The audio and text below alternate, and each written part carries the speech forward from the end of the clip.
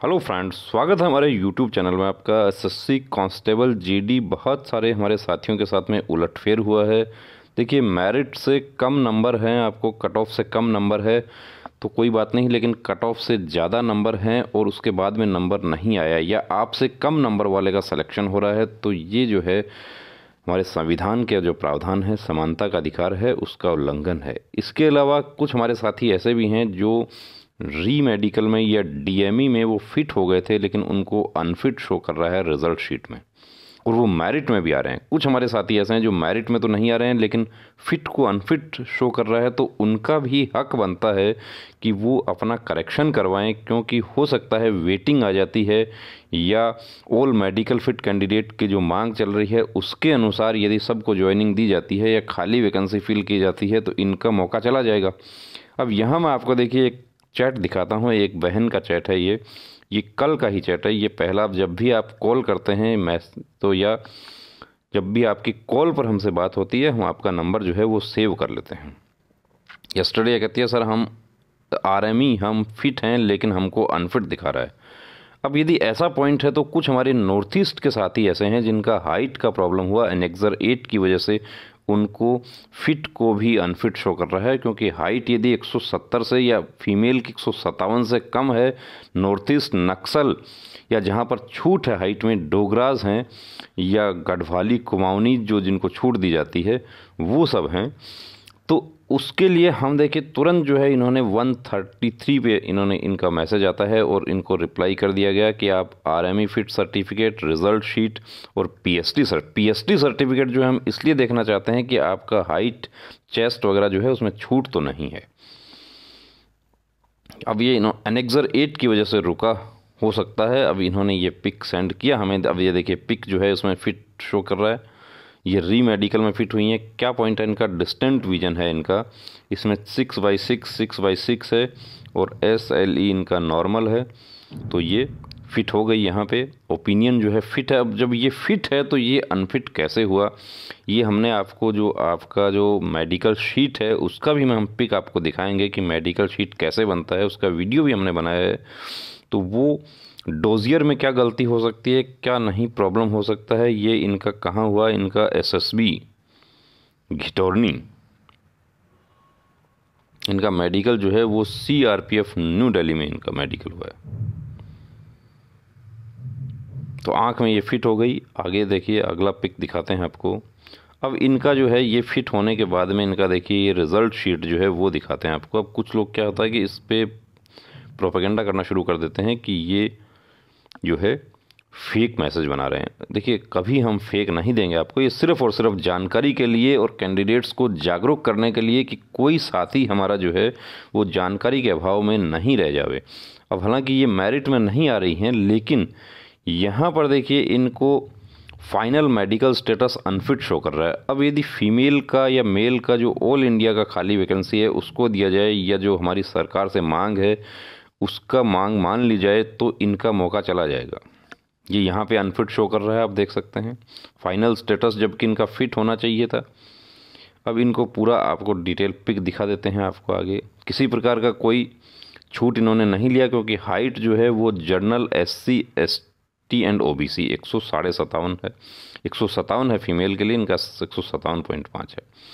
अब यदि height suppose कीजिए कि ये बिलोंग कर रही होती कहाँ से, कि ये नॉर्थ ईस्ट, अब इसमें नॉर्थ ईस्ट के जो हमारे साथी हैं उनके साथ क्या प्रॉब्लम हुई है कि नॉर्थ ईस्ट का साथी जो है 170 हाइट नहीं है तो उसको UR में नहीं लिया गया। UR में क्यों नहीं लेगा, जब आसाम का पूरा जो है, पूरे आसाम का 170 हाइट है और त्रिपुरा का 170 है, त्रिपुरा की फीमेल की 157 हाइट है, आसाम की 157 हाइट है, तो क्यों उनको UR में नहीं शामिल कर रहे हैं जिनकी फ़ीमेल की 157 से नीचे है, ये बात हमें नहीं समझ आ रही।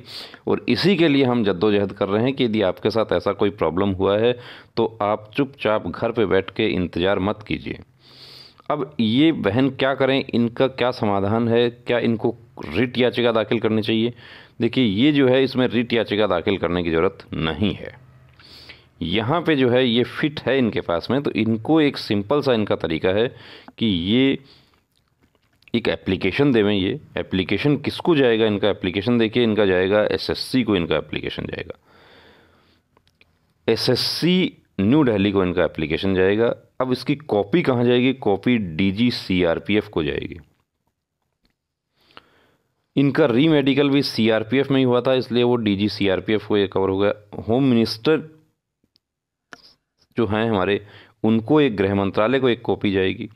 इसके अलावा इनका जो रीजनल ऑफिस है इलाहाबाद का, उसमें एक कॉपी जाएगी, क्योंकि आप मेल करते हैं दोस्तों, आप डायरेक्ट मेल करते हैं एसएससी को, तो उसका तुरंत आपके पास में जवाब आ जाता है कि न्यू दिल्ली को यदि आप मेल करेंगे तो वो ये उसमें तुरंत जवाब आ जाता है कि आप रीजनल ऑफिस को मेल कीजिए। तो ये सब जो आप अपना ग्रीवांस जो अपना शिकायत है वो आप दर्ज करवाइए, क्योंकि आप यदि शिकायत दर्ज नहीं करेंगे तो आपका मौका चला जाएगा। अब एप्लीकेशन आप लोग पूछते हैं कि एप्लीकेशन कैसे लिखें, क्या लिखें? सिंपल एप्लीकेशन आप लिख सकते हैं, लेकिन सिंपल एप्लीकेशन की बजाय आप जो उसमें कानूनी पॉइंट जो होते हैं, जो लोग ड्राफ्टिंग करते हैं, जो लीगल मैटर को ड्राफ्ट करते हैं, जो क्लर्क वगैरह जो इसको ड्राफ्टिंग करते हैं, वो लोग यदि एप्लीकेशन लिखेंगे तो वो सारे पॉइंट इसमें डिस्कस करते हैं। क्योंकि यदि सपोज कीजिए कि ये बहन जो है, इनका यदि रिज़र्व लिस्ट आती है और उसमें इनके कट ऑफ से नीचे, या हमारे कुछ साथी ऐसे भी हैं, हमारे गुजरात के कुछ साथी ऐसे हैं जो री मेडिकल में उनको अनफिट शो किया जा रहा है, जबकि वो मेरिट में आ रहे हैं वो।